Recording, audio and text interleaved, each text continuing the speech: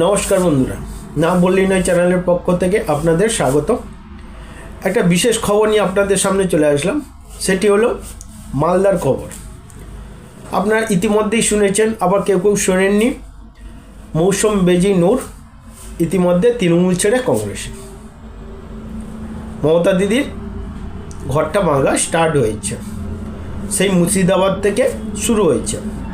কি করে আটকাবে না আটকাবে সেটা তৃণমূলই জানে। আজকে মৌসুম বেজি নূর কংগ্রেসে হাত ধরলেন, দুদিন আগে কংগ্রেসে হাত ধরলেন, দিল্লিতে গিয়ে হাত ধরেছেন। মৌসুম বেজি নূর যদি এইরকম একটা সিদ্ধান্ত নেয়, তাহলে এর পেছনে আরও কতজন আছে তার হিসেব নেই। ভোটের আগে হয় কংগ্রেসের দিকে যাচ্ছে, নয় বিজেপির দিকে যাচ্ছে। এর পেছনে আরও কত সাংসদ আছে, জেতা সাংসদ হোক, যারা হেরে গেছিল তারা হোক, কতজন আছে তার হিসেব নেই। তাহলে মানতে হবে মমতা দিদির ঘর ভাঙা স্টার্ট হয়ে গেছে। এখন তো তৃণমূল মহন্ত মানে কি বলবো, ফুল ফ্রমে আছে বলতে গেলে, শাসক দল বলতে গেলে। তাহলে মৌসুম বেজি নূরকে আটকাতে কেন পারল না? এই মৌসুম বেজি নূর 2019 সালে শুভেন্দু অধিকারী হাত ধরে তৃণমূল কংগ্রেসে জয়েন করেন। এই মালদা মুর্শিদাবাদ এই শুভেন্দু অধিকারীর গড় বলতে গেলে, ওনার উপরে পুরো দায়িত্ব দেওয়া ছিল। যত কংগ্রেস সিপিএম সব ভেঙে তৃণমূল ওখানে প্রতিষ্ঠিত করেছিলেন এই শুভেন্দু অধিকারী। আজকে শুভেন্দু অধিকারী বিজেপিতে, মৌসুম বেজি নূর এখন কংগ্রেসে। দিল্লিতে মৌসুম বেজি নূর গিয়ে তোমার কংগ্রেসের সভাপতি, আপনার দিল্লির যারা কার্যকর্তা ছিলেন তারা, ওখানে খাদি খান চৌধুরী সবাই ছিলেন। ওখানে থেকে উনি জয়েন করিয়েছেন। তৃণমূলের সম্বন্ধে একটাও কিছু বলেনি, খারাপ কথা কোনো কিছু বলেনি। এটাই হলো একটা সৎ রাজনীতির শিক্ষা। মানে রাজনীতির মধ্যে যে ওনাদের খনি খান চৌধুরী পাশে ছিলেন, শুভঙ্কর সরকার ছিলেন, ওনারা পাশে ছিলেন, যে ওনাদেরকে নিয়ে যে একটা মানে তৃণমূলের বিরুদ্ধে একটা ভুলভাল কথা বলবে বা একটা হিংসামূলক কথা বলবে, সেটা তার মধ্যে ওনার মধ্যে ছিল না। এটা আপনাদের মানতে হবে। উনি একটা শিক্ষিত মানুষ, তাতেই তার কথাবার্তা, তার চলন সব কিছু বোঝা যায়। এটা অন্য কেউ হলে অ্যাটাক করতো। তৃণমূল ছাড়লে তৃণমূলকে অ্যাটাক করতো, বিজেপি ছাড়লে বিজেপিকে অ্যাটাক করতো, সিপিএম ছাড়লে সিপিএমকে অ্যাটাক করতো। এটা হলো, উনি কিন্তু করেনি। উনি 2019 সালে পরাজিত হন, জিততে পারেন। তারপরে তৃণমূলকে সংসদ সভায় নেত্রী করেন, সদস্য ছিলেন সংসদ, লোকসভার সদস্য, যে সাংসদ ছিলেন,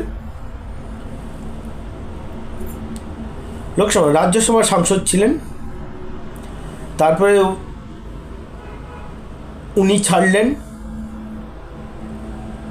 আরও অনেকে আছে যারা শিক্ষিত মানুষ। জওহরলাল মনে আছে, ওই সোনারপুরে বাড়ি, জওহরলাল, উনিও ছেড়েছেন। উনি তো অনেক আগেই ছেড়েছেন।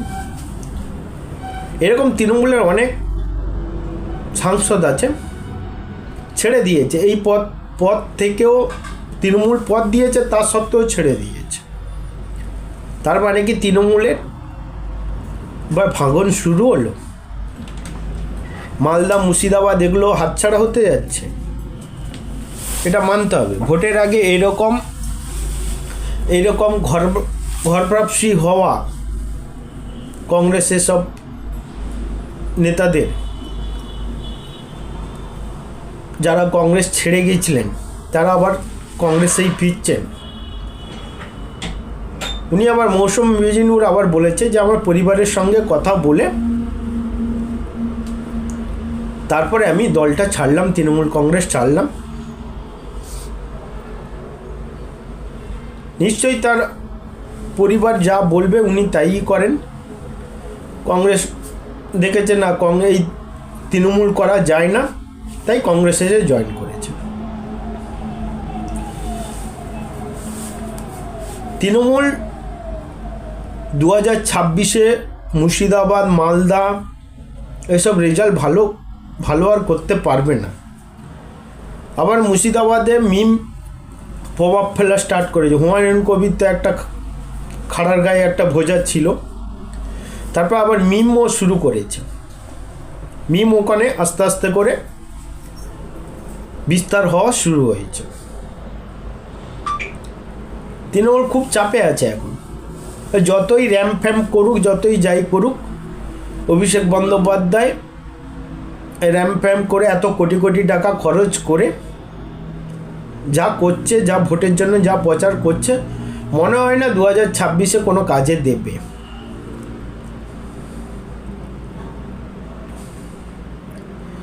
অনেকে শুনছি অনেকে বিজেপিতে জয়েন করবে, অনেকে কংগ্রেসে জয়েন করবে, আবার অনেকে সিপিএমেও আসতে চাইছে। তা সিপিএম নেবে না এইটুকু জানি। কংগ্রেসের পুরনো যারা নেতারা তৃণমূলে গেছিলেন তারা আবার কংগ্রেসে ফিরতে চলেছেন, কংগ্রেস তো নেবেই। আর বিজেপিতে এমনি উনাদের এমনি দরকার 2026-এ উনাদের টার্গেট যে কোনো প্রকারে 2026টা ওনার পশ্চিমবঙ্গটাকে দখল করবে। জানি না কতটা কি সফল হতে পারবে তৃণমূল, কংগ্রেস বলুন, বিজেপি বলুন, কংগ্রেস বলুন। এইটুকু বলতে পারি খনিকান চৌধুরী ওখান থেকে মালদা উত্তর, মালদা দক্ষিণ এসব জায়গায় একটা প্রভাব ফেলবে কংগ্রেস, এইটুকু বোঝা যাচ্ছে। মুর্শিদাবাদ অবশ্যই প্রভাব ফেলবে। মুর্শিদাবাদে কটা কি সিট তৃণমূল জিততে পারবে সেটা পারবে বলে মনে হয় না, এইটুকু বিশ্বাস রাখি। শুনে নেব মৌসুম মেজিনুর কি বলেছে।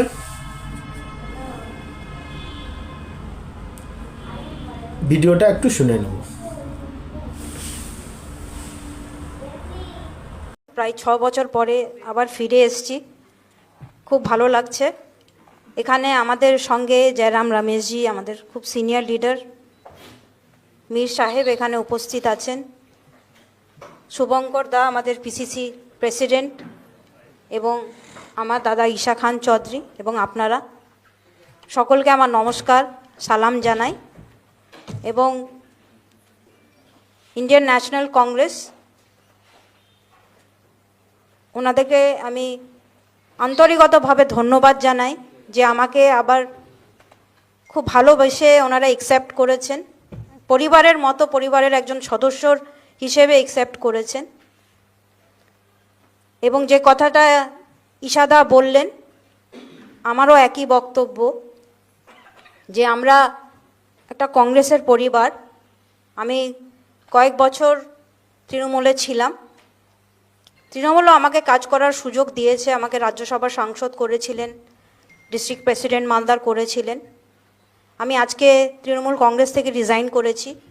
আমাদের নেত্রী মমতা বন্দ্যোপাধ্যায়, ওনাকে তৃণমূল কংগ্রেসের নেত্রী, ওনাকে আমি রেজিগনেশন লেটার অলরেডি পাঠিয়ে দিয়েছি, এবং রাজ্যসভা থেকেও আমি রেজিগনেশন লেটার অলরেডি রেডি করে নিয়েছি। সোমবারে নিজে গিয়ে জমা দিয়ে দেব।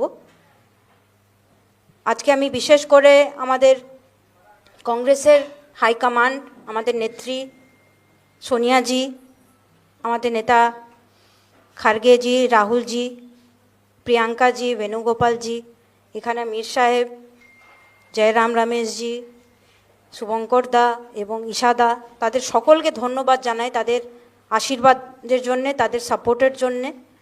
এবং